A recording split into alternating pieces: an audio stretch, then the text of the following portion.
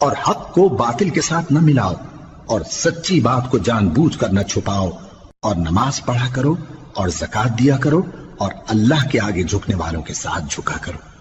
ये क्या अक्ल की बात है कि तुम लोगों को नेकी करने को कहते हो और अपने तई फरामोश किए देते हो, हालांकि तुम अल्लाह की किताब भी पढ़ते हो। क्या तुम समझते नहीं? और रंज तकलीफ में सब्र और नमाज से मदद लिया करो। और बेशक नमाज गरा है, मगर उन लोगों पर गरा नहीं जो इज्ज करने वाले हैं, जो यकीन किए हुए हैं कि वो अपने परवरदिगार से मिलने वाले हैं और उसकी तरफ लौट कर जाने वाले हैं।